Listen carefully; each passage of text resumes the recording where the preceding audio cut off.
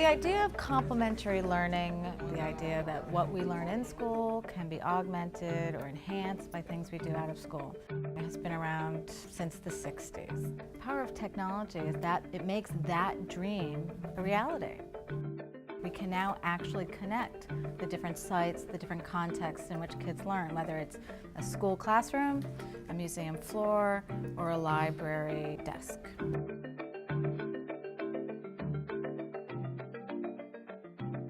The Social Science Research Council is currently being funded by the MacArthur Foundation as part of its Digital Media and Learning Initiative. We're funded specifically to test the idea of a learning network.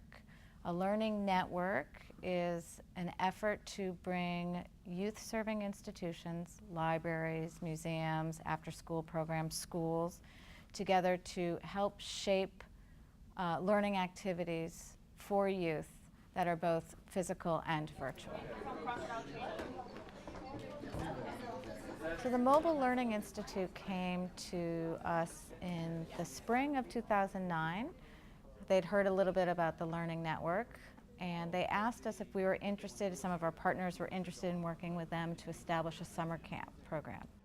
For us, it was a great idea. We had a lot of parallel interests and a lot of same ideas about what might interest kids around mobile learning and mobile practices. So 4 of our partners, the Cooper Hewitt Design Museum, the Natural History Museum, the Wildlife Conservation Society, and a small organization called City Lore, all help develop the content and the curriculum for the Mobile Learning Institute. We arrived at a couple of things.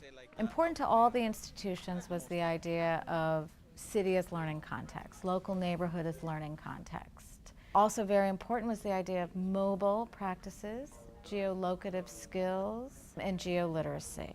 We then identified if we were to go forward and build a set of activities, a set of collaborative activities that share the principles around digital media and learning as we care about them, what would those look like? How would we build those together? How would we prototype them?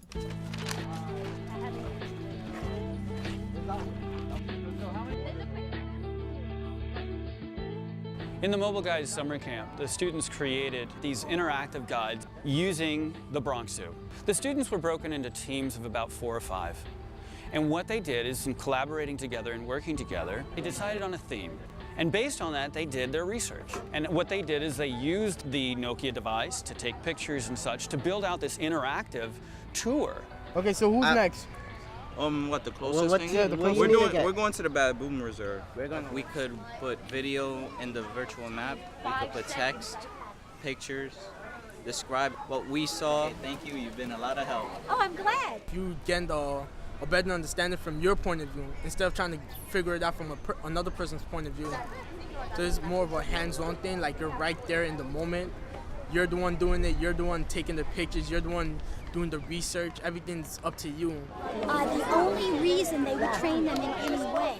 Right now, we're actually getting our information from the rangers in the zoo, and as well as information from online sources on the computers. Our group consists of 4 people, but we split it in half. So while we're here, while 2 of us are here, the other 2 are back at the campus, doing up research for the lions and the habitat. One of the things that I tried to put into this curriculum was something that we're starting to call geoliteracy, and that's sort of a set of things that understands how information is presented on a map, number one, like how information can be aggregated in a geographic way to make different sense than it might if it's only presented sort of like as a single video on YouTube. Right now we took the pictures over here and of the line, so it's been tagged with our phones. So once we go back and we start making our maps, we have the locations of where we need to point out locations and where we took the pictures, and then like have a background information of everything we need. Okay, this one looks better. Take this window. It's supposed to be good. One of the ways that you can bring the digital and the physical together is by something called a QR code, which is kind of like a barcode that you see in the grocery store, let's say. That's a one-dimensional code. This is a two-dimensional code, so it can contain a lot more information. The QR code basically gives us a link to see what what's going on with the animal, how it lives, its habitat. If you put that code on location somewhere, it can give you a kind of portal into a new set of information online, for instance, that you wouldn't necessarily see just by standing there. So you have an augmentative experience, you have kind of a hybrid experience. This species only eats grass. Kids of the 21st century are going to not have only virtual experiences and are not going to have what we call analog or physical only experiences. They're increasingly going to have hybrid experiences where little bits of digital data are going to punctuate and accent what they're experiencing now. So this is a very small way to get them to see that there's a relationship fairly easily in and out of the sort of digital physical divide.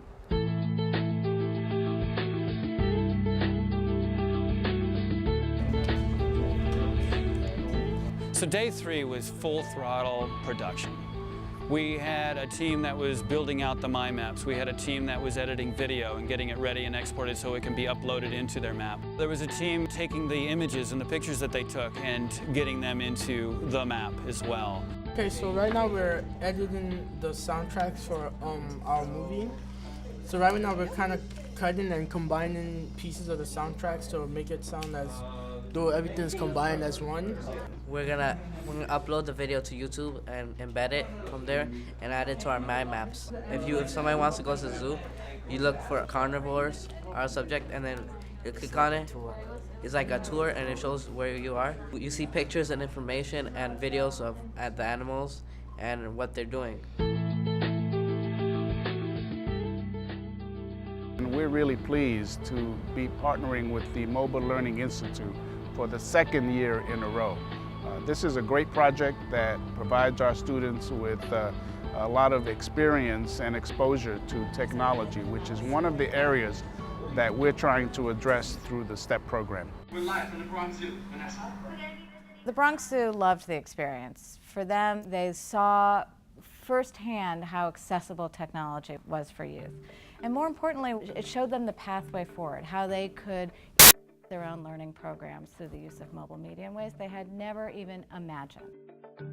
This is where innovation comes from. Innovation is increasingly a bit of mashing this up and mushing this together and taking this unintended way and putting it with that unintended way and sparking kind of a new reaction that gets other people interested and creates a sort of whole new phenomenon. And I think that that skill and being empowered enough to take A and put it with B and possibly go with Q is a really important skill for the 21st century.